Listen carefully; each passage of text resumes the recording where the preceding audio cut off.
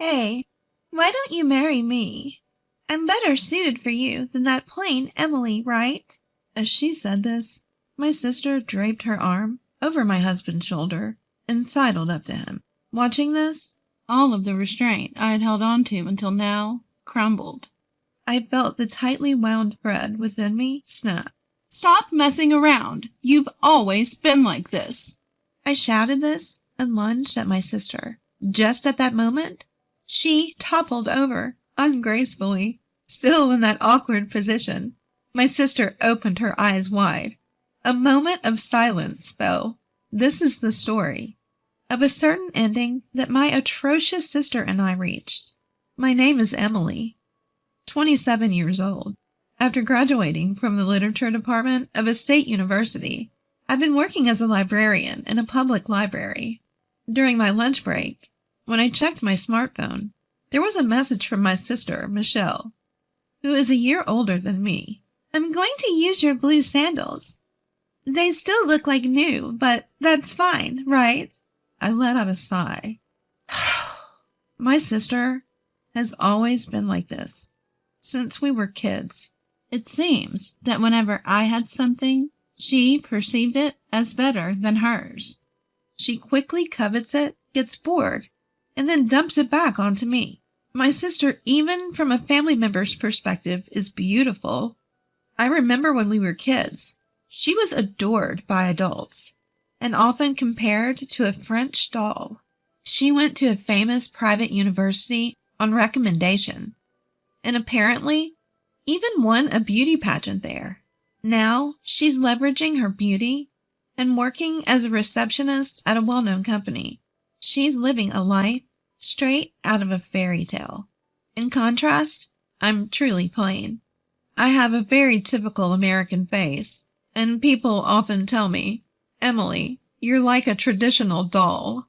Maybe it's because of my sister's constant bullying, but I'm often told that I'm very shy and introverted. Since childhood, while my sister was playing with dolls, I was the kind of kid who would sit alone and quietly read a book. But that's fine with me. I want to live a life surrounded by books. I've studied hard with that sole intention, and now I'm working as a librarian, a job that I've always dreamed of, processing checkouts with barcodes, finding books that facility users are searching for. While working at the library, I always remember something that's from my high school days. I attended the same high school as my sister, and I was exhausted from remarks and stares like, "Oh, is this what Michelle's sister is like?" My only joy was writing book reviews of my favorite books as part of the library committee activities. Most regular high school students who are busy with clubs and romance would not pay attention to such things, but I've kept writing, hoping that they would understand the charm of my favorite books, even though I knew that no one would read them. However, there was just one person who would enthusiastically read my reviews. This male student would borrow the books that I reviewed, one after another. I felt a sense of validation, which made me happy. He was a year ahead of me in school, and our relationship was nothing more than that of a student and a librarian. Due to my introverted personality, we had never spoken, except for the borrowing procedures. Despite this, I had always remembered his name on the library card. I wondered how he was doing now. Does he still like reading books? Occasionally, I thought about him, the person who made me continue to love books. Then one day, a marriage proposal came in for my older sister. At 28, my sister Michelle was of marriageable age, so it was only natural for such talks to come up. "What? A blind date? With this guy?" Michelle exaggeratedly threw the blind date photos and the man's profile on the table. The loud sound startled me as I was eating. "Well, what kind of person was he?" my mother asked. "He's just this chubby and nerdy-looking guy, and he's currently a temp. Why do I have to go on a blind date with such a guy?" "Well, if you don't like him, just reject him." Without thinking, I said that. "But he's related to some executive at our client's company. I can't just reject him. It's terrible." Michelle made a troubled face, then suddenly her expression brightened. Oh, I know. Emily, you should go on the blind date. I was shocked at her suggestion. Seeing my wide-eyed surprise, Michelle hurriedly explained. You're a respectable nerd yourself, right? You might hit it off with him. No matter how I look at it, he's not my type. But he might be perfect for you, since you're not exactly a looker. So could you please take my place this weekend? What are you talking about? I don't want to do it either. And it would be rude to the other party. And how should I explain me going in your place? It'll work out as long as you go on the date. But don't you dare tarnish my reputation. Michelle forcefully shoved the open blind date photo and profile in my direction. Looking at them, I let out a surprised sound. What? Do you have a problem? No, not at all. Thanks, Michelle. I'll accept this match. Huh? You actually like that chubby nerd? Well, I'll give him to you. I look forward to the birth of the nerdy couple. Ignoring Michelle's teasing voice, I continued to gaze at the blind date photo and the man's profile. Then, on the day of the blind date, I first apologized for Michelle's rudeness to the man on the other side, and then conveyed my wish to have a blind date with him instead. The man sitting across from me was indeed chubby, and had a nerdy aura about him, but he still looks like he used to. Yes, the man on this blind date was none other than the man who used to borrow books after reading my reviews. He, too, looked at me straight on, and let out a small, were you by any chance the librarian at a high school? Yes, I was. I remembered you as well. From there, we hit it off, talking about our high school days and books, and thus began my relationship with him. Thomas was the same school year as Michelle, but she didn't seem to remember him at all. During one of our dates, Thomas said this to me. Honestly, Emily, if Michelle had shown up, I would have turned her down. Her personality is quite infamous, after all. Well, given who I am, I guess Michelle would have probably rejected me first. I'm truly sorry about what happened with my sister back then, but I was really happy to see you again, Thomas. Plus, I think you're wonderful. If you're worried about your appearance, why don't we try to lose some weight together?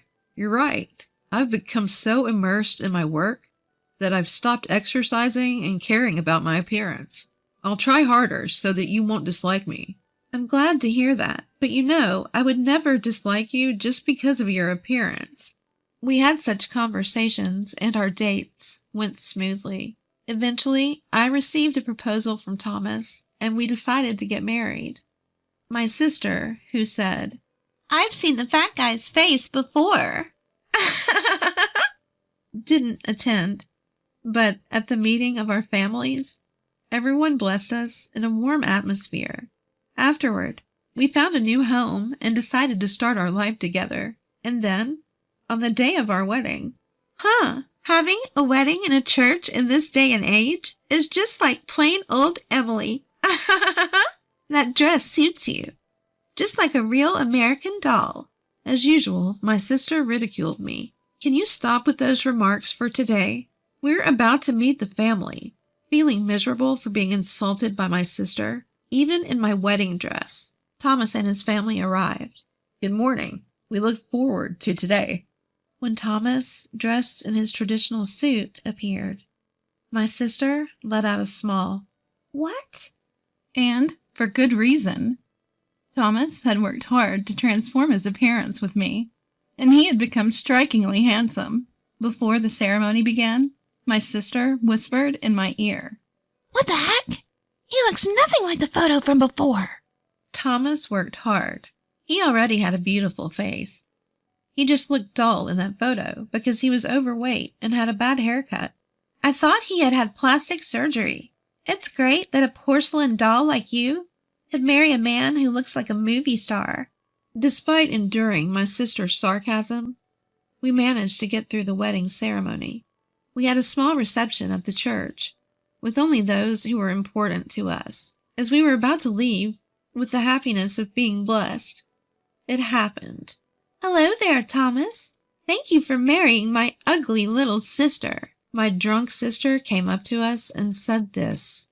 Well, Emily isn't ugly at all. Thank you for today. Shouldn't you head home, sister? Ignoring my words, my sister continued. So, Thomas, you've changed your appearance, but what about your job? I heard you were a temp, right? Yes, I am currently working as a temp.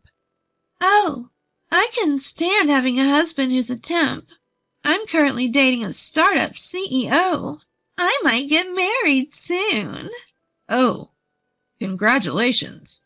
Hey, sister, Thomas restrained me from responding with his hand and gave a small shake of his head. Thank you for coming today, sister. Please be careful on your way home. My sister, who was told this by Thomas, left after saying, Be very happy. Thomas, I'm really sorry about my sister. It's all right. People like her won't change, no matter what you say. But Emily, you've had a tough time. Let's strive for happiness from now on. Thomas, thank you. And thus my married life with Thomas began. In fact, Thomas was working as a temp while trying to make it as a novelist. He had fallen in love with reading after he read some book reviews I wrote in high school, and it inspired him to start writing himself. He's only had a few pieces published in literary magazines so far, but I know that's still an impressive achievement. He's been getting paid for his manuscripts, but he admitted there was still some financial uncertainty, which is why he was balancing his job as a temp with his writing. Thomas, I have a job too, and we have some savings. Why don't you focus solely on your writing? Emily, you're always so supportive. Thank you. I'll do my best. So Thomas quit his job and dedicated himself to writing. Life wasn't easy, but I loved watching Thomas passionately dive into his manuscripts, and that kept us going. Then one day, we got a call from my sister, Michelle. She was engaged to the startup CEO she had mentioned. So next week, he's coming over to meet the family before we get married. You should come too. I really don't want to introduce him to you and your jobless husband, but it would be odd if you weren't there. Make sure you dress appropriately. Despite my annoyance at Michelle's attitude, I knew we had to attend her engagement and wedding. With that in mind, Thomas and I decided to attend the family meeting. I'm sorry you have to miss your important event that day, Thomas. It's okay, Emily. She's your sister after all. When we arrived at the meeting place, Michelle, wearing a smug expression, was there. Welcome, the antisocial couple. Be nice to my darling, will you? Ignoring her jibes, we entered the restaurant and exchanged greetings with Michelle's fiancé. He was a flashy, handsome man, a stark contrast to Thomas, but he did look capable in his profession. I'm Emily, Michelle's sister. It's nice to meet you. And I'm Thomas, Emily's husband. Nice to meet you. As we exchanged greetings, Michelle's fiancé, Larry, also bowed his head and said, Nice to meet you too. I tried my best to ignore my sister, who was beaming victoriously next to him. Just then, Thomas's phone rang. I'm sorry, this is important. I need to step outside for a moment. Thomas left the room, and I felt nervous. Despite having dinner with our parents, Michelle, and her fiancé, my mind was elsewhere. Then, a flustered Thomas returned to the room and whispered something in my ear. Really? Congratulations, Thomas! That's amazing! I couldn't help but raise my voice. What's the matter? Not at a time like this. My mother asked, a surprised look on her face. Thomas's novel won a major literary award, and it's going to be made into a movie. What? Is that true? Well done, Thomas. Yes, that's great, Thomas. It was worth it.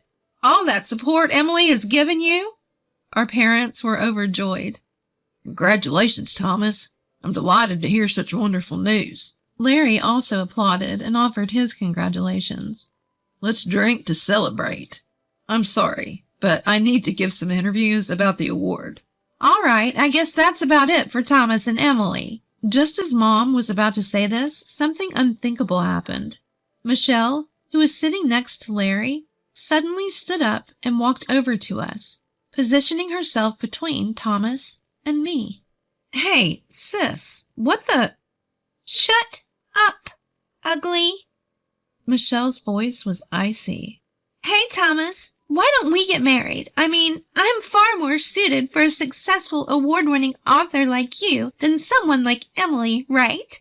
As she said this, she placed a hand on Thomas's shoulder and drew herself close to him. I felt like everything was crumbling down around me. Michelle always wants what I have, and once she's tired of it, she shoves it aside. She constantly looks down on Thomas and me, belittling us, yet because we are family, because she's my sister, I tolerated her. But no more. I felt a tension inside me snap. That's enough, Michelle. You've always been like this. I yelled, lunging at her, but she lost her footing and fell back awkwardly. Thomas, who had been leaning on Michelle, jumped back swiftly. Michelle, fallen in an ungraceful heap on the carpet, widened her eyes in surprise. I froze. What? What are you doing? That's what I should be asking. What were you thinking? Thomas's voice was as cold as ice. He looked down at Michelle as if she were something dirty. I mean, I was offering to marry you. Even if I was the last man on earth, I'd say no. Emily is the only one for me for life. What? What's so good about Emily? I'm prettier. My figure is better. Emily is not only more beautiful on the outside, but also on the inside compared to you. Also, she's been by my side all this time. That's why I won these awards. Something you could never do. Thomas came over to me and put his arm around my shoulders as he said this. I could feel my anger towards Michelle melting away. Warm tears streamed down my face. What the hell? Even though I made all these advances, you rejected me. Michelle's face turned bright red, her voice trembling. Michelle, what are you doing? Do you even realize what kind of occasion this is? Isn't Larry supposed to be your fiancé? Our parents, who had come back to their senses, quickly reprimanded her, looking as if she just woke up from a dream. Michelle ran over to Larry. I'm sorry, Larry. I guess it has to be you after all. Enough. Just stop talking. Larry, who had been watching the whole time, said this as he straightened his tie. Who would want to marry a woman who throws herself at another married man at a meet and greet? Let's call this engagement off, shall we? I'm sure you understand why. Our parents turned pale. They could only nod in agreement. Wait a minute. Even you, Larry. I've already told everyone that we're getting married. It will be a problem if you don't marry me. My sister yelled, to which Larry, with a calm voice, responded. I think it's about time to excuse myself. Congratulations once again, Thomas. Best wishes. We could do nothing but bow our heads as Larry left the room. Wait a minute, Larry! Larry! No! Only the shrill sound of my sister's frantic cries echoed. I am disgusted. Don't show your face for a while. Our parents also left the restaurant, casting a contemptuous look at my sister. Emily, let's go home. I held Thomas's hand tighter as he reached for mine. Turning around, I saw my sister collapsed in a daze. Fast forward a few months, after her engagement with Larry was broken off, my sister seemed depressed for a while, but is now eagerly searching for a new marriage partner. However, she only seems to be seeking high-profile partners, and men who seem to be astounded by her mercenary attitude. My sister, whose beauty has started to fade with age, is likely to have a hard time finding a marriage partner. As for us, Thomas, who was busy for a while, after winning the award, with the award ceremonies, interviews, and film releases, is now actively working on his next project. Thomas has always been kind to me, but he's now renowned as a loving husband, often sharing stories about me in his award interviews. Supporting my growing belly due to my pregnancy, I pledged to support Thomas always.